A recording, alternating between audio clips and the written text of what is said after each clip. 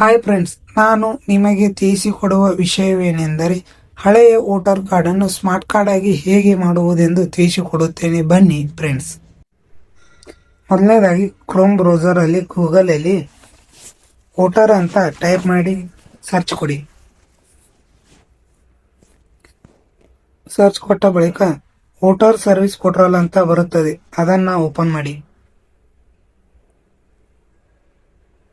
Open ಮಾಡಿದ ಬಳಿಕ screen ಮೇಲೆ ಕಾಣುತ್ತಿರುವ ಹಾಗೆ ಬರುತ್ತದೆ. ನಂತರ ರೈಟ್ ಸೈಡಿನಲ್ಲಿ ಲಾಗಿನ್ ಅಂತ ಇರುತ್ತದೆ, ಲಾಗಿನ್ ಮೇಲೆ ಕ್ಲಿಕ್ ಮಾಡಿ. ಕ್ಲಿಕ್ ಮಾಡಿದ ಬಳಿಕ ನಿಮ್ಮ ಮೊಬೈಲ್ ನಂಬರ್ ಅನ್ನು ನಮೂದಿಸಿ.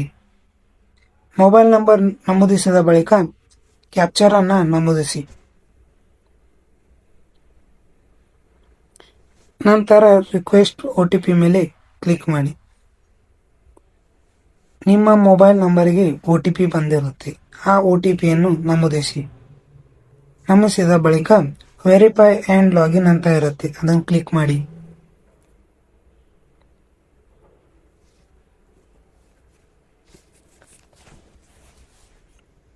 ನಂತರ ಈ ಪೇಜ್ ಓಪನ್ ಆಗುತ್ತದೆ. ಇದರಲ್ಲಿ ಕರೆಕ್ಷನ್ ಆಫ್ ಎಂಟರ್ಸ್ ಅಂತ ಬರುತ್ತೆ. ಫಾರ್ಮ್ ನಂಬರ್ 8 ಅಂತ ಇರುತ್ತೆ, ಅದನ್ನು ಸೆಲೆಕ್ಟ್ ಮಾಡಿ.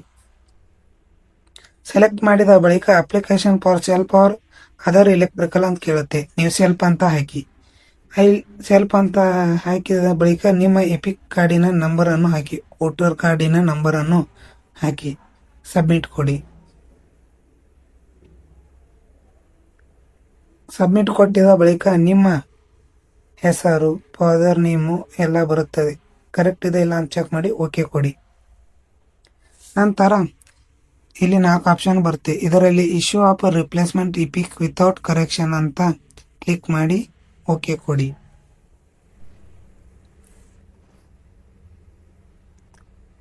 ನಂತರ ಇಲ್ಲಿ ನಿಮ್ಮ ಸ್ಟೇಟು ಡಿಸ್ಟಿಕ್ ಬರುತ್ತದೆ, ನೆಕ್ಸ್ಟ್ ಕೊಡುತ್ತಾ ಹೋಗಿ. ಹಾಗೆ ನಿಮ್ದು ಏನು ಚೇಂಜಸ್ ಇಲ್ಲ ಅಂದರೆ ನೆಕ್ಸ್ಟ್ ಕೊಡುತ್ತಾ ಹೋಗಿ. ನಂತರ ಇಲ್ಲಿ 3 ಆಪ್ಷನ್ ಕೇಳುತ್ತದೆ. ಇದರಲ್ಲಿ ನಡುವಿನ ಆಪ್ಷನ್ ಅನ್ನ ಕ್ಲಿಕ್ ಮಾಡಿ,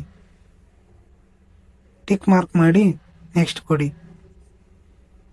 ಆಮೇಲೆ ಪ್ಲೇಸ್ ಕೇಳುತ್ತೆ, ನೀವು ಯಾವ ಪ್ಲೇಸ್ ಅಲ್ಲಿ ಇದ್ದೀರಾ ಆ ಪ್ಲೇಸ್ ಅನ್ನು ಹಾಕಿ ನೆಕ್ಸ್ಟ್ ಕೊಡಿ.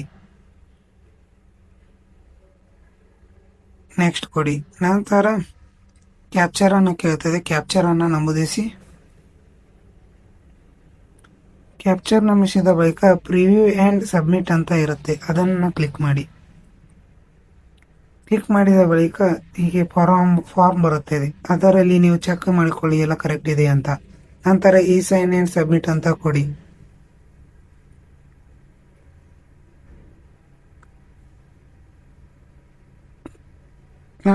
ಈ ಸೈನ್ ಓಪನ್ ಆದ ಬಳಿಕ ನಿಮ್ಮ ಆಧಾರ್ ಕಾರ್ಡಿನ ನಂಬರ್ ಅನ್ನ ನಮೂದಿಸಿ. ನಂತರ ಗೆಟ್ OTP ಅಂತ ಕ್ಲಿಕ್ ಮಾಡಿ. ನಿಮ್ಮ ಆಧಾರ್ ಕಾರ್ಡಿಗೆ ಮೊಬೈಲ್ ನಂಬರ್ಗೆ ಲಿಂಕ್ ಇರುವ ಮೊಬೈಲ್ ನಂಬರಿಗೆ OTP ಬಂದಿರುತ್ತದೆ, OTPಯನ್ನು ನಮೂದಿಸಿ. ನಂತರ ಕೆಳಗೆ ಕಾಣುವ ಚೌಕ ಬಾಕ್ಸಿನಲ್ಲಿ ರೈಟ್ ಮಾರ್ಕ್ ಮಾಡಿ. ನಂತರ ಸಬ್ಮಿಟ್ ಕೊಡಿ. ಸಬ್ಮಿಟ್ ಕೊಟ್ಟ ನಂತರ ನಿಮಗೆ ಅಕ್ನಾಲಜ್ಮೆಂಟ್ ನಂಬರ್ ಬಂದಿರುತ್ತೆ, ಅದನ್ನು ಡೌನ್ಲೋಡ್ ಮಾಡಿಕೊಳ್ಳಿ. ನಂತರ 1 ಅಥವಾ 2 ತಿಂಗಳಿನಲ್ಲಿ ನಿಮ್ಮ ವೋಟರ್ ಕಾರ್ಡ್ ನಿಮ್ಮ ಮನೆಗೆ ಬರುತ್ತದೆ. ನಮ್ಮ ವಿಡಿಯೋ ಇಷ್ಟವಾದಲ್ಲಿ ಲೈಕ್ ಮಾಡಿ, ಶೇರ್ ಮಾಡಿ, ಸಬ್ಸ್ಕ್ರೈಬ್ ಮಾಡಿ. ಧನ್ಯವಾದಗಳು.